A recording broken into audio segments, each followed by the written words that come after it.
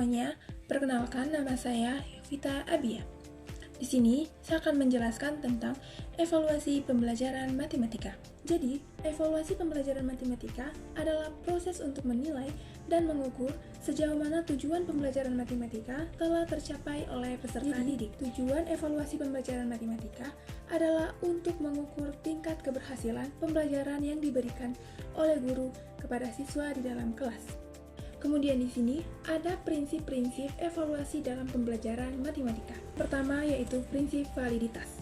Jadi, validitas ini berarti adanya kesesuaian antara materi yang disajikan, tujuan pembelajaran, dan soal yang akan diberikan kepada peserta didik dalam evaluasi. Yang kedua yaitu prinsip reliabilitas. Dapat dicapai dengan menyusun soal yang jelas, tidak membingungkan, dan memiliki pedoman penilaian yang rinci. Ketiga yaitu prinsip objektivitas. Jadi, prinsip objektivitas berarti bahwa proses evaluasi harus dilakukan secara adil dan tidak dipengaruhi oleh faktor subjektif, seperti perasaan pribadi kepada siswa atau kedekatan kepada siswa tersebut. Keempat yaitu prinsip keadilan. Mengandung makna bahwa setiap siswa harus memperoleh kesempatan yang sama dalam mengikuti evaluasi.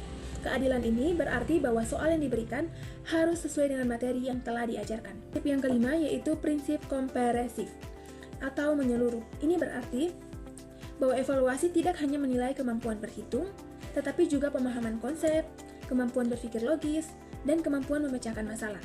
Yang keenam yaitu prinsip kontinuitas atau berkelanjutan. Berarti bahwa evaluasi harus dilakukan secara terus-menerus selama proses pembelajaran berlangsung. Yang ketujuh yaitu prinsip edukatif. Evaluasi tidak hanya bertujuan memberikan nilai, tetapi juga membantu siswa dalam memahami kesalahan dan memperbaikinya. Yang ke-8 yaitu prinsip praktis. Berarti bahwa evaluasi harus mudah dilakukan dan tidak memerlukan sumber daya yang berlebihan, baik dari segi waktu, tenaga, maupun biaya. Prinsip yang ke-9 yaitu prinsip transparansi, yaitu guru harus menjelaskan tujuan evaluasi, materi yang akan disajikan, bentuk soal, serta kriteria penilaian kepada siswa. Yang ke-10 yaitu prinsip sistematis, yaitu bahwa evaluasi harus dilakukan secara terencana dan mengikuti langkah-langkah yang jelas, mulai dari perencanaan, pelaksanaan, pengolahan. Kita masuk ke pembahasan berikutnya, yaitu tentang teknik-teknik evaluasi pembelajaran matematika. Pertama, yaitu tes tertulis, mencakup berbagai jenis pertanyaan, seperti pilihan ganda, isian singkat, dan juga menjodohkan soal-soal dalam memecahkan masalah. Dua, yaitu proyek, yaitu menyelesaikan tugas atau proyek yang melibatkan penerapan konsep matematis dalam konteks nyata. Yang ketiga yaitu penugasan kelompok. Jadi, melibatkan siswa bekerja sama dalam tim untuk menyelesaikan tugas matematika yang kompleks. Yang keempat yaitu presentasi. Presentasi ini mencakup penjelasan konsep matematika, contohnya itu seperti penerapan dan solusi matematis. Kelima yaitu ujian lisan. Melibatkan interaksi langsung guru dan peserta didik, di mana siswa diminta untuk menjawab pertanyaan matematika secara lisan. Yang keenam yaitu portofolio, yaitu berisikan contoh-contoh pemecahan masalah, solusi, pemikiran proses, dan refleksi siswa tentang pembelajaran matematika. Yang ketujuh yaitu evaluasi, yaitu guru mengamati siswa saat mereka lagi mengerjakan tugas atau memecahkan suatu masalah matematika. Selanjutnya ada kendala dalam evaluasi pembelajaran matematika. Yang pertama, kesulitan dalam mengukur pemahaman konsep yang mendalam. Jadi matematika tidak hanya berfokus pada jawabannya benar, tetapi juga menuntun pemahaman terhadap konsep, prinsip, dan juga prosedur. Yang kedua yaitu evaluasi lebih berorientasi pada prosedur daripada penalaran. Hal ini menyebabkan siswa terbiasa mengerjakan soal secara mekanis tanpa memahami konsep matematis yang sebenarnya. Tiga yaitu kecemasan matematika.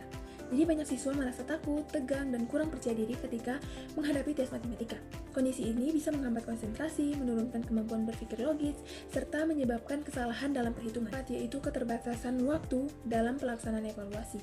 Jadi hal ini bisa menyebabkan siswa terburu-buru, kurang teliti, dan tidak sempat memeriksa kembali jawabannya. Yang kelima yaitu perbedaan kemampuan siswa dalam satu kelas. Yang berkemampuan rendah merasa sulit dan kehilangan motivasi, sedangkan siswa yang memiliki kemampuan tinggi merasa tertantang. Keenam, yaitu kesulitan guru dalam menyusun instrumen evaluasi yang berkualitas.